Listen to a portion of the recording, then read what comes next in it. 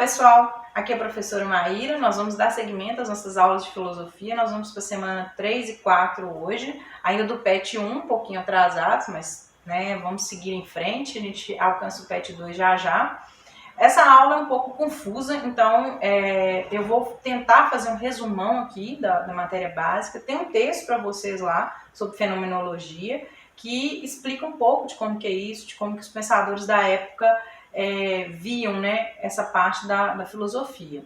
Mas eles vão entrar num mundo diferente com outro filósofo, que é o Descartes, que a gente escreve, mas a gente pronuncia Descartes, que é um filósofo que é francês, era francês, e ele tem uma visão que conflita um pouco com a questão da fenomenologia, e eu acho que vale a pena aqui trabalhar as duas vertentes e tratar um pouquinho das respostas lá, das questões, para a gente entender o que está sendo pedido ali.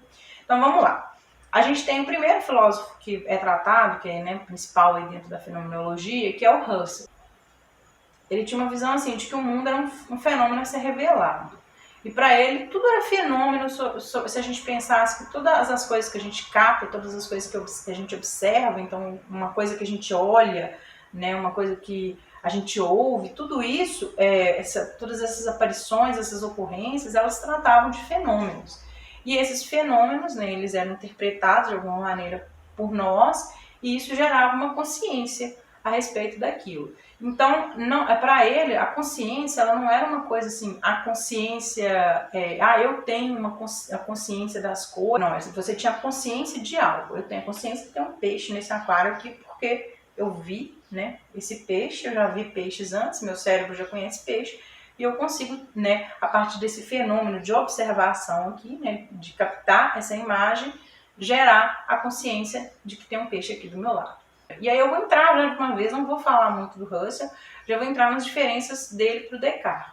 Então, assim, para ele, a consciência devia ser consciência de algo, mas ele traz uma coisa importante aqui, que a consciência é mutável. A consciência ela vai variar ao longo do tempo para um indivíduo, mas também ao longo do tempo na história assim, da humanidade. Então, as pessoas mais idosas, elas têm uma visão um pouco diferente das coisas, elas têm uma consciência diferente das coisas, porque a percepção delas depende do momento que elas viveram ali. Então, isso vai junto com a humanidade. Então, por exemplo, a gente pode pensar numa coisa fundamental aqui da televisão. A televisão, ela um dia, na nossa história aí, ela teve um poder gigantesco assim, sobre a população. Então, se a gente falar só de Brasil, década de 60, 70, então nem todo mundo tinha televisão. Quem tinha televisão, nossa, então às vezes os comércios, os bares tinham televisão para atrair público, aquela coisa toda. Tinha o rádio antes da televisão, o rádio levou muita informação, o rádio foi muito importante, mas a televisão ela traz um apelo visual, que é uma coisa assim, que mudou muito a percepção das pessoas. E a televisão, às vezes, era a única fonte de informação da população, uma população que muitas pessoas da classe mais baixa, mais pobre, eles não liam, não eram alfabetizados, pessoas que não poderiam ler um jornal, uma revista para ter informação, a única informação que tinha era a TV. E aí a televisão tinha esse poder da mídia de fazer, gerar uma opinião com base na perspectiva ali dos jornalistas ou quem quer que fosse, que acho que manipularia uma palavra forte, mas que geraria toda uma interpretação ali voltada para o que ela falava. Então a televisão tem um poder imenso para essas gerações, década de 60, 70, 80, acaba que tem também. Mas depois a gente vai acessando outras formas, então o público vai sendo mais alfabetizado, as pessoas têm mais acesso à leitura, têm mais acesso a uma variedade diferente aí de informações, e aí um dia chega a tal da internet, chega o tal do smartphone, a possibilidade de você acessar um site de notícia da sua casa. Claro, gente, nem todo mundo tem esse acesso no Brasil hoje, mas a gente sabe que uma população massiva do Brasil tem. E aí você pode escolher ver aquele jornal que nossos avós viam lá na década de 60, ou você simplesmente escolhe o tipo de notícia que você vai ler ao longo do dia, no horário que você bem entender, ler notícias de sites diferentes, que vêm com informações diferentes. Então a consciência ela é mutável nesse sentido, porque a percepção vai variar, o tipo de informação que vai chegar vai variar. Então nisso o Russell realmente, se a gente pensar, ele estava bastante correto. Só que ele vem a entrar em atrito com o Descartes, as ideias deles vêm entrar em atrito, O Russell acreditava que a forma como se fazia, se estudava, né, se trabalhava a filosofia, era uma maneira adequada de se trabalhar esse ramo científico. Então a filosofia era uma ciência que não era exata, uma ciência que tinha várias percepções diferentes, que mudavam ao longo do tempo, que você tinha filósofos com visões completamente distintas, né, a respeito às vezes do mesmo tema, e ele acreditava que essa grande massa de informação, de percepções que eram geradas é importante para a construção da filosofia. Já o Descartes, ele tinha uma visão bem distinta. Por quê? O Descartes era uma pessoa assim, extremamente inteligente, com 20 e poucos anos ele já tinha estudado um absurdo de coisas, ele já tinha lido assim, massivamente os trabalhos de filósofos anteriores, né, que são grandes nomes aí da filosofia até hoje. Então ele leu aquilo tudo e viu que ele não chegava a conclusão nenhuma, e ele foi entrando em colapso com aquilo. Então ele chegou a um ponto que ele falou, meu Deus do céu, esse negócio está todo errado. E aí, nesse momento, que o Descartes, né, tem um pequeno surto aí, né, com as coisas, ele joga tudo para cima e fala, vou começar do zero e vou criar uma metodologia. E aí ele vem com o método cartesiano, que é um método assim, diferente de se fazer ciência, que é muito utilizado até hoje, a maneira dele, né, de se trabalhar a ciência. E aí ele traz 4 regras principais aí, que são fundamentais para o entendimento da ciência. Mas o mais importante que ele vem, né, isso responde inclusive a questão da PET lá, ele em relação à fenomenologia, o Russell, é que ele já via que a filosofia, ele queria que a filosofia não fosse estudada da maneira como ela era estudada. Ele acreditava que a matemática era a explicação para tudo, não a observação dos fenômenos, aquela coisa. Ele acreditava que tudo poderia ser expresso através da matemática, então ele buscava uma exatidão das coisas, né? E a fenomenologia era um trabalho de observação, de uma coisa que era mutável ao longo do tempo. Ele queria transformar uma coisa exata, da maneira como fosse demonstrado, comprovado, estudado lá no período dele. Hoje a gente veria a mesma coisa ali sendo expressa, porque ele queria uma segurança, né, na ciência. Enquanto a fenomenologia é uma coisa um pouco mais aberta, né, as mudanças, as flutuações ali de percepção ao longo do tempo. Então, com isso, o Descartes gera essas 4 regras fundamentais, as regras cartesianas. Então, a primeira regra que Descartes traz para a gente é nunca aceitar algo à primeira vista. Nós temos que avaliar todas as coisas que nos são apresentadas, estudá-las até que não reste dúvida de que aquilo realmente é, né, o que se trata, o que foi dito que era, ou o que você pensou que era. Então, isso é muito importante nos dias de hoje. Eu falei muito em sala com vocês isso, e eu acho que vale a pena a gente falar disso aqui de novo. As fake news são, acho que, o primeiro exemplo aqui, né? Eu comentei com vocês em várias aulas que a gente teve, o quanto que hoje nós somos pouco questionadores. Então, independente do Descartes trazer, né, não quero mais aquela forma tradicional de fazer ciência, vou trazer uma coisa nova, baseada na matemática e certeira, assertiva.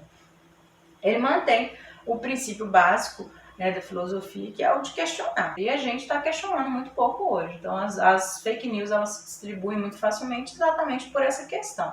Então, direto eu recebo uma fake news de alguma coisa que, inclusive, já está em sites que desvendam, né, fake news, que já está falando lá, não é verdade, não sei o que, o povo está mandando ainda. Então, a gente tem que questionar e ter certeza que é uma verdade. Isso se aplica muito à ciência, e isso é feito na pesquisa científica hoje, de maneira muito clara. Então, a gente não pega uma primeira informação e acredita nela como verdadeira. A outra questão do Descartes é: divida o máximo possível os problemas em partes para que você consiga estudá-los. Eu vou usar o coronavírus, já que a gente está falando aqui, né, da cloroquina, eu vou usar o coronavírus como exemplo para a gente entender isso aqui.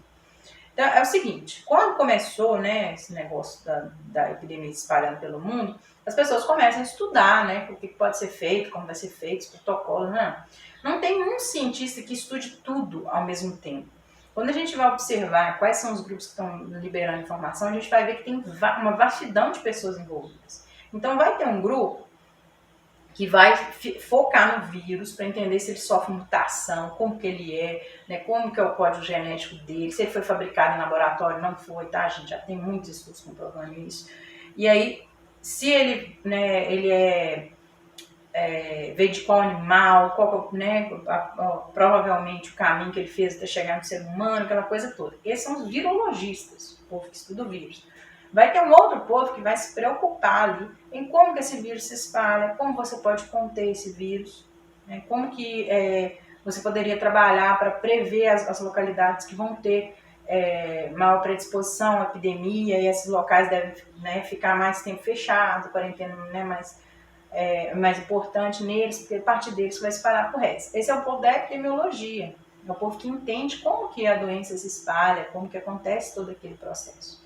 E aí você tem um povo que vai, e assim vai, são grupos diferentes. Então, isso já mostra pra gente como que essa proposta de DK ela é funcional para pesquisa científica, né, para todo trabalho científico. Porque se a gente tivesse um grupo só cuidando de tudo, com certeza esse grupo acabaria levando a coisa para um lado só, o outro lado como mais importante. Aqui a gente subdivide, a gente estuda com bastante enfoque cada área para que o conhecimento gerado a partir daquilo ali seja mais confiável. E aí a gente vai para a quarta regra, que é a terceira regra, desculpa, que é você começar sempre da questão mais simples até chegar na questão mais complexa. Então você começa com as perguntas simples para depois chegar nas perguntas cada vez mais complexas. Você vai subindo degraus ali na ciência, né, para que você não comece pelo complexo e embaralhe ali no meio do caminho. Então, qual seria a pergunta mais simples que a gente poderia fazer em relação ao coronavírus quando começou os casos lá na China? Né? Você vê um doente lá evoluindo e tal. O que causa essa doença? Eu acho que seria essa a primeira pergunta, o que está causando todos aqueles sintomas. E aí você vai subindo os degraus a partir daquela pergunta, né? Todas as outras perguntas cada vez mais complexas que se derivam daquilo ali. E por fim, a quarta regra cartesiana, que seria prestar atenção aos detalhes. Então, aqui a gente tem que se ater a cada detalhezinho que você está estudando, porque talvez respostas venham desses detalhes. Então, o método dele, ele se aplicou muito na ciência atual, foi fundamental para ela.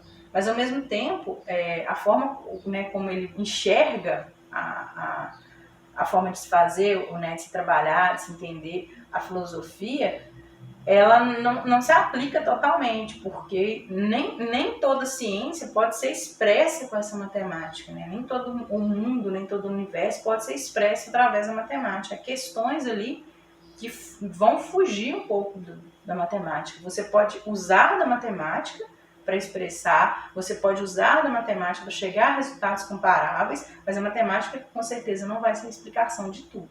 Então, o Russell ele não perde o mérito dele, porque o Descartes gerou essas 4 regras cartesianas aí, que a gente adora elas para fazer trabalho científico. Então, essas grandes diferenças. Agora, eu queria falar com vocês a respeito dos exercícios. Então, a primeira questão lá, meio que eu já vou até responder, sem querer querendo, já querendo, que é perguntar o que os seres humanos possuem em comum, né? E aí a gente tem que pensar sob o ponto de vista da filosofia, dessa interpretação, mas uma interpretação também generalista. Então, a ideia é o que todo ser humano tem que o iguala, né, de forma geral. O ser humano tem consciência de si mesmo e do mundo ao redor dele. A ciência é o que nos diferenciaria, né, é o que nos iguala, é o que nos diferenciaria dos demais organismos vivos ali. A outra questão, ela diz, de acordo com Descartes, por que as pessoas possuem opiniões diversas. E aí a gente entra na questão do direcionamento do pensamento, que é uma coisa que ele acredita que cada um tem uma forma de raciocínio diferente. Então, um termo que descreve Descartes, assim, de muito tempo atrás, e ainda hoje a gente escuta essa frase por aí, é o penso, logo existo. Então, para Descartes, a questão da consciência, né, você conseguir ter consciência, era o seu modo de existência. Nesse caso aqui, né, a questão quer saber por que aconteciam, né, visões diferentes de mundo. E aí entra na questão do direcionamento realmente do pensamento. Então, cada um vai ter uma forma de organizar os seus pensamentos. Essa forma depende, claro, da forma de vivência, dos aspectos sociais, culturais, do acesso à informação que se tem. E aí essa forma de organização pode te levar a uma forma de pensamento menos ou mais racional ali, e aí você teria visões diferentes, opiniões diferentes.